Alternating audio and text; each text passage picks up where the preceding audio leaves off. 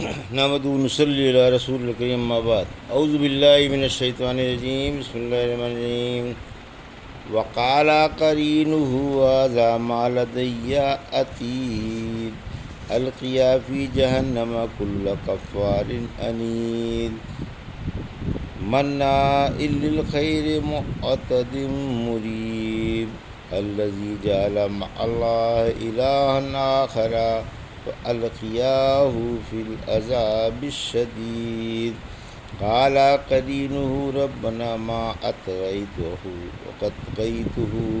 ولكن كان في ضلال بعيد قال لا تقسموا لدي وقد قدمت إليكم بالوعيد ما يبدل القول لدي وما أنا بظلام للعبید۔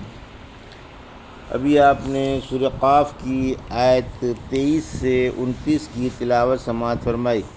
ان آیتوں کا ترجمہ اور تفسیر اس طرح ہے۔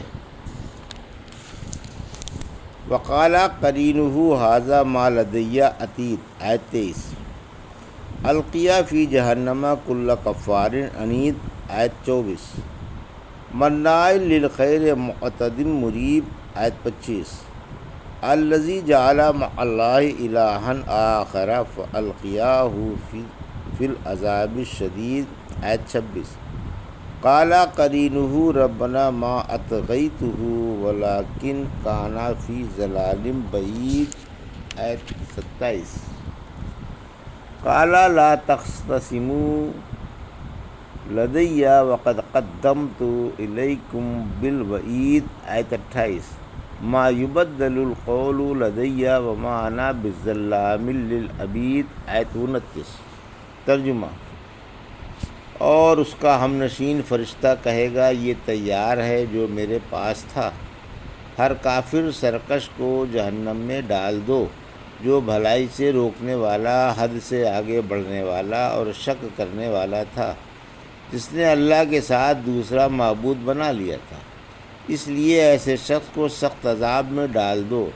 اس کا ہم نشین شیطان کہے گا اے ہمارے رب، میں نے اس کو سرکش نہیں بنایا تھا بلکہ یہ خود ہی راہ سے بہت دور ہٹا ہوا تھا۔ اللہ فرمائے گا میرے پاس مت جھگڑو، میں نے دنیا ہی میں تمہارے پاس عذاب کا وعدہ پہنچا دیا تھا، میری بات بدلنے والی نہیں اور نہ میں بندوں پر ظلم کرنے والا ہوں۔ یہ تھا ترجمہ سورہ قاف کی آیت 23 سے 29 کا تفسیر۔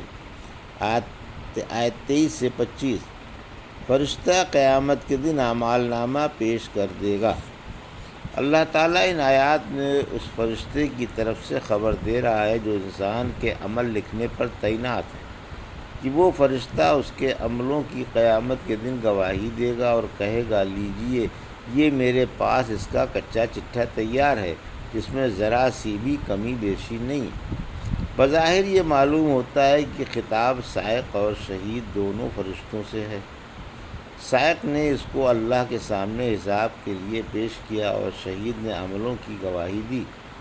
اللہ انہیں دونوں سے فرمائے گا کہ سرکش کافر کو جہنم میں جھونک دو جو بدترین ٹھکانہ ہے۔ کفار سے بڑے کفر والا، کثرت سے کفر و تکذیب کرنے والا اور عنید سے حق کا مخالف اور جان بوجھ کر باطل کو حق پر ترجیح دینے والا مراد ہے۔ مناع للخیر یعنی حقوق واجبہ نہ ادا کرنے والا، نہ کسی سے حسن سلوک کرنے والا، نہ صلہ رحمی کرنے والا اور نہ صدقہ خیرات کرنے والا۔ معتدن یعنی باطل پر خرچ کرنے میں حد سے آگے بڑھ جانے والا، مصرف اور بول چال میں اللہ کے احکام کی پرواہ نہ کرنے والا۔ آیت 26۔ مشرک پر سخت عذاب یعنی جس نے اللہ کے ساتھ دوسروں کی عبادت کر کے شرک کیا ہے اس کو سخت عذاب میں ڈالو۔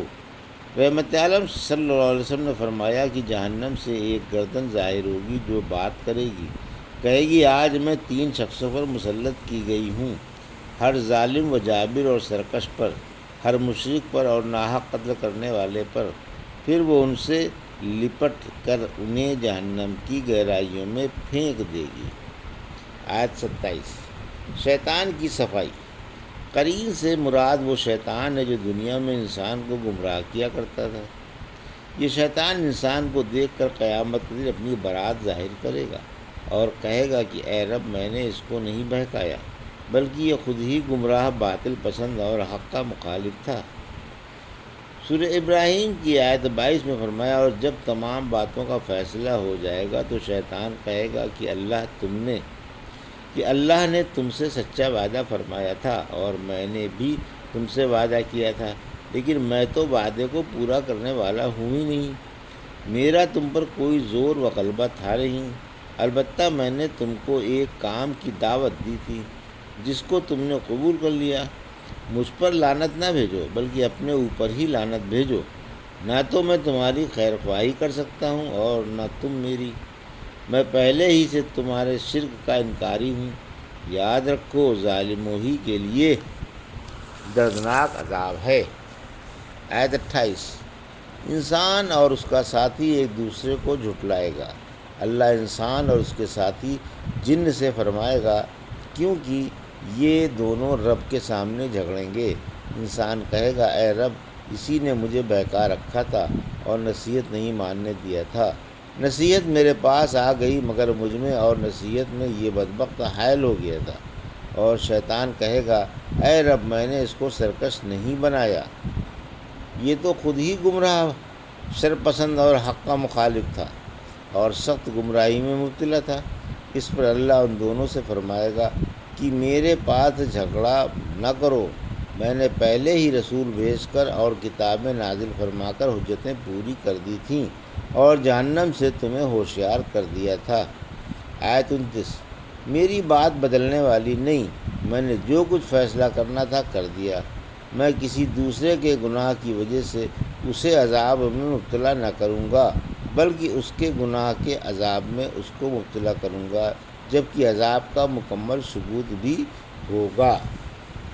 یہ تھا سورہ قاف کی آیت 23 سے 29 کا ترجمہ اور تفسیر جو بھی آپ نے سماعت فرمائی۔ بارک اللہ لی و لکم فی القرآن الحکیم، ونفعنا وإیاکم بآیات الذکر الحکیم۔